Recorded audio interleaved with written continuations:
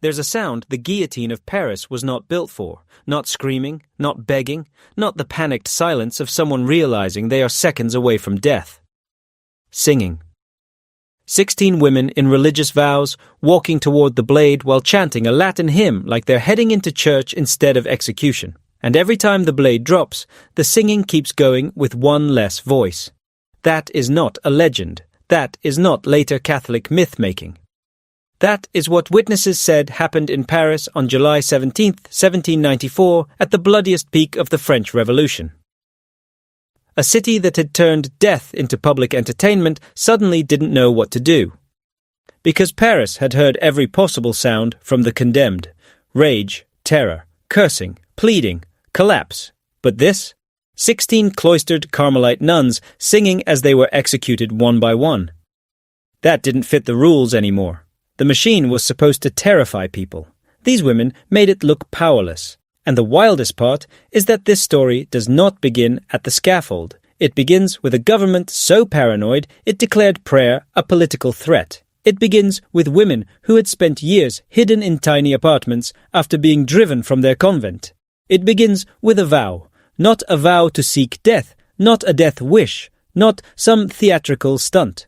A vow to accept death if it came, and to offer it for the end of the bloodshed destroying France. And 10 days after they died, Maximilien Robespierre, the most powerful man in France, the man tied to the machinery of the terror, went to that same guillotine and died beneath its blade. Coincidence? Politics? Divine irony? Depends who you ask. But before any of that happened, before Paris fell silent, before the hymns, before the executions, there were 16 nuns in Compiègne living a quiet life the revolution had decided could no longer be tolerated. So let's go back and see how this got that insane. By 1794, the French Revolution had mutated into something monstrous. It had started with the language of liberty, equality, rights, and the overthrow of tyranny. But by the summer of 1794, those ideals were buried under a system that functioned like a factory for death. Suspicion was everywhere.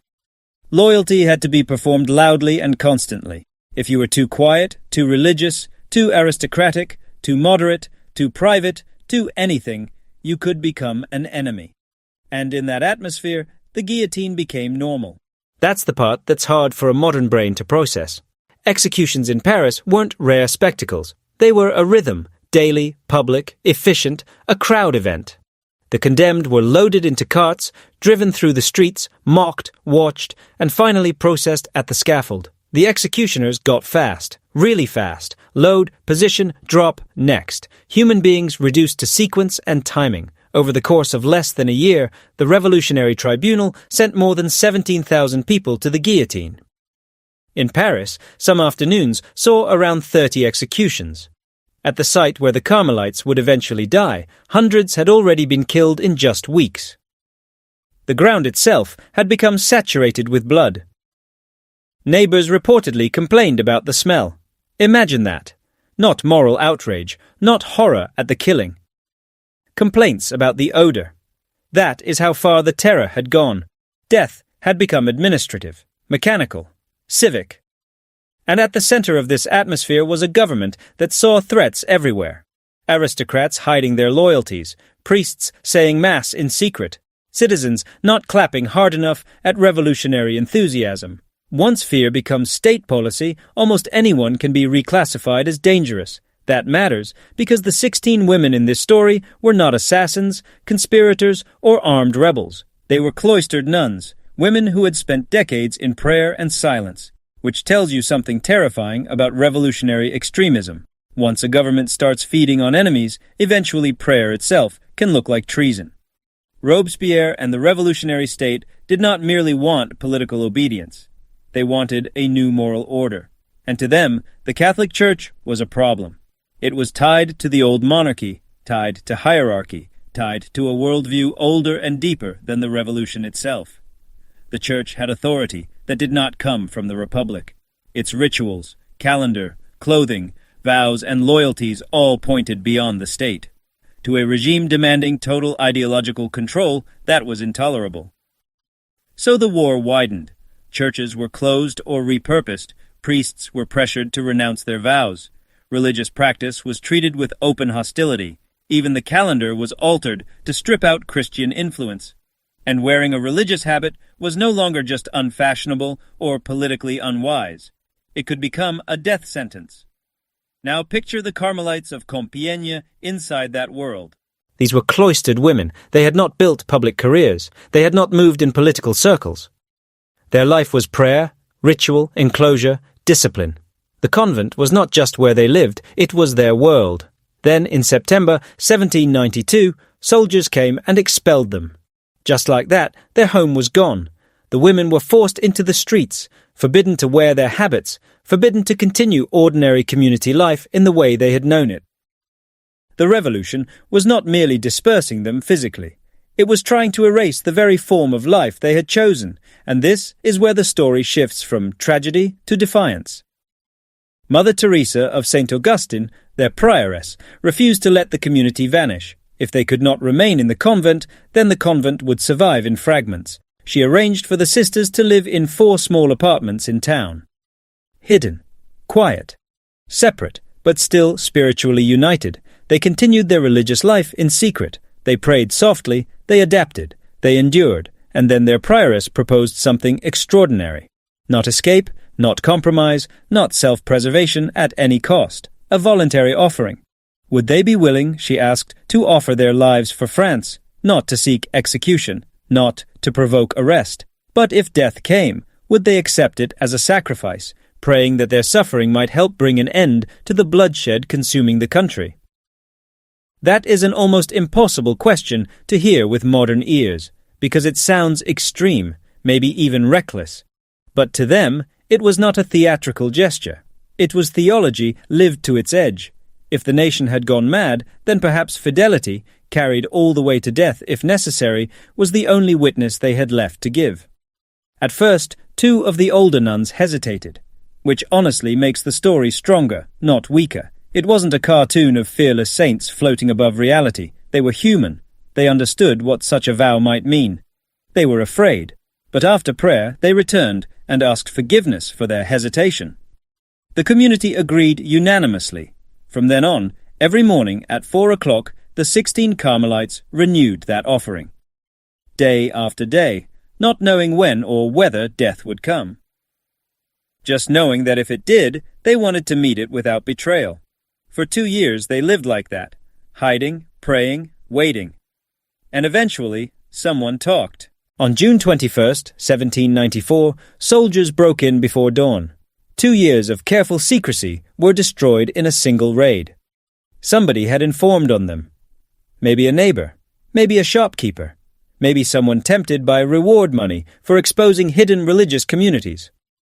Whatever the motive, the result was the same. The state had found them. And what did the soldiers discover? Not weapons, not plans for insurrection, not coded messages to royalist armies, prayer books, religious medals, letters, devotional objects, a small statue of the Virgin. Evidence that these women, even after expulsion, were still living as nuns. That was enough. They were arrested and taken to prison, a former convent now turned into a place of confinement, which is exactly the kind of revolutionary symbolism history keeps producing when it gets cruel enough. A building once associated with religious shelter, now used to imprison religious women. But even there, they did not behave the way condemned prisoners were supposed to behave. Other inmates noticed it. So did English Benedictine nuns imprisoned in the same place, who later wrote about them. The Carmelites kept their schedule. They rose early. They prayed. They sang hymns. They comforted terrified prisoners around them. In a prison full of despair, they looked less like women awaiting death and more like women preparing for a wedding. That detail matters, because it explains why the final scene hit so hard. Their courage did not begin at the scaffold. It was already visible in prison. Then, on July 12th, guards transferred them to Paris for trial. There was one strange complication. Their civilian clothing was being washed, so they made the journey in their religious habits, the very garments now considered illegal and subversive. which means they entered Paris visually as what the revolution most hated, unmistakably Catholic, unmistakably vowed, unmistakably unbroken. And they did not shrink from the crowd. As they traveled in open carts, they sang hymns. Think about the optics of that. Paris had seen countless prisoners hauled to execution or trial. Most were shattered. These women were chanting Latin hymns through the streets. The revolution wanted religious life humiliated and hidden. Instead, it got a moving choir. By the time they reached Paris, they were already disrupting the script, because tyrannical systems depend on predictable reactions. Fear, compliance, collapse, confession, shame. What they cannot process is serenity, and the trial only made that clearer. The revolutionary trial was not a real trial in any modern sense. No meaningful presumption of innocence, no fair process, no honest chance of acquittal. These tribunals existed to put legal clothing on political killing. Everyone in the room understood that, even if no one said it out loud. The prosecutor was Antoine Fouquier-Tinville, a man already associated with sending countless people to their deaths. Queens, intellectuals, public figures, ordinary suspects. By this point, the machinery was so efficient that individuals were barely individuals anymore. Just names, charges, verdicts, transport, blade. The charges against the Carmelites were almost absurd in their thinness: fanaticism, counter-revolutionary spirit, hiding weapons, supporting enemies of the Republic, and the so-called weapons, religious items, medals, images of saints, prayer books, a virgin statue. That was the level of panic the revolution had reached. Devotional objects were treated like armaments. But one exchange pierced the whole performance. When Mother Teresa heard the word fanaticism, she interrupted. That alone was unusual. Defendants were expected to stand there and absorb the accusations. But she asked calmly what the word meant. What exactly did they mean by fanaticism? And the answer, as described in the source material you provided, was essentially this: attachment to childish beliefs and foolish religious practices. Now, most people in that situation either snap or shrink. She did neither. She smiled. That smile is one of the most devastating parts of the entire story, because it revealed that the court had unintentionally clarified everything. If fidelity to God was fanaticism, then yes. Guilty. If prayer was extremism, then yes. Guilty. If refusing to place the Republic above conscience made them enemies, then the tribunal had already made its moral confession. Then came the real test. Each nun was asked whether she would renounce her vows, deny her faith, and swear loyalty to the Republic. And this is the moment where the story becomes truly unbearable, because the door was open. Not metaphorically, practically, they could live. One word, one denial, one act of surrender, just enough to satisfy power. Constance, the youngest, said no. Then another no, and another, and another, 16 times. No bargaining, no rebranding, no carefully phrased compromise, just refusal. That kind of refusal is hard to dramatize because the power of it lies in how plain it is. No grand speech, no fiery monologue. Just 16 women being offered survival at the cost of self-betrayal and deciding that survival was not worth that price. The tribunal sentenced them all to death, and instead of weeping, they renewed their vows right there in court. Imagine being one of the guards, or one of the clerks, or even one of the judges. You are trying to process these women through a death machine, and they respond by publicly deepening the very commitment you are trying to destroy. Then they sing a hymn of thanksgiving. That is not passive martyrdom, that is spiritual insubordination. The state said, "Renounce what you are." They answered, "We will die more fully as it." And once that happened, the execution was almost beside the point. The tribunal had already lost. July 17th, 1794. Late afternoon. Summer heat. A Paris execution ground already soaked in weeks of blood. The 16 Carmelites were loaded into carts with other condemned prisoners and taken to the scaffold, and from the beginning they stood apart. They sang through the streets for hours, the Miserere, the Salve Regina, the Te Deum. Ancient hymns floating through a city that had tried to erase the world those hymns came from. People stopped and stared. Shopkeepers came out. Women leaned from windows. Children pointed. Paris had seen thousands headed to execution, but not like this. Not peaceful, not composed, not almost joyful. When they finally arrived, the executioner Charles-Henri Sanson was waiting, a man who had seen everything death could show him. Fear, rage, collapse, curses, denial. But not this. The nuns asked permission to sing one final hymn before the executions began. He allowed it. So they sang the Veni Creator Spiritus. Then Mother Teresa announced the order, youngest to oldest. That choice is brutal and brilliant. The youngest would go first. The oldest, including the prioress, would remain behind to strengthen the others with her presence. It meant the older nuns would have to watch the younger ones die before taking their own turn. There is no softness in that decision. Only discipline. And the first was Constance, 29 years old, the youngest of them all. For 9 years, she had not left the convent. According to your informational script, the first thing she saw of the outside world was the guillotine. That detail is almost too cinematic to believe, but it captures the horror perfectly. A woman formed in enclosure, stepping from hidden survival straight onto an execution platform. Before approaching the scaffold, Constance knelt before Mother Teresa and asked, "Permission to die, Mother?" Think about that sentence. Not, "Save me." Not, "Why is this happening?" Not, "I can't do this." Permission to die. Mother Teresa caressed her face and told her to go. Constance kissed the small hidden statue of the Virgin in the prioress's hand, pushed aside the executioner's assistants, climbed the scaffold alone, and kept singing until the blade fell. Then there were 15 voices. The next nun stepped forward, knelt, asked permission, received the blessing, kissed the statue, climbed alone. Blade, 14 voices, then 13, then 12, then 10, then 8. Same ritual, every single time. That repetition is what destroys the crowd. 1 death can be dismissed as fanaticism, 2 as stubbornness. 16 in order, under full awareness, while singing, becomes something else entirely, a public demonstration that fear does not always win. And the crowd, this crowd that had turned execution into entertainment, went silent. No cheers, no jeers, no impatient shouting, just silence.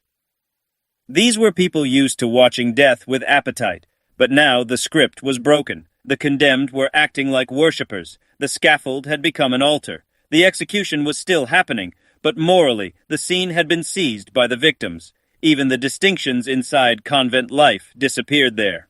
Choir nuns, lay sisters, older women, younger women, all went the same way.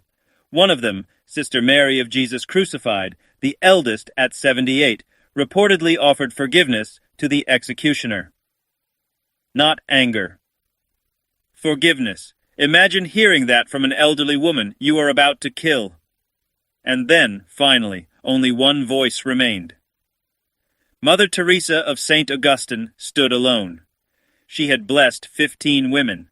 She had held the little statue in her hand as each kissed it. She had watched what she called her daughters die one by one, and now there was no one left to bless her. No one left to answer her request. So she sang the final verse of the Salve Regina alone. Then she climbed the scaffold. No rush, no stumbling, no collapse. And when the blade fell, Paris was silent. Not symbolically silent. Actually silent. In a city numbed by death, 16 nuns had managed to make public execution feel shameful again.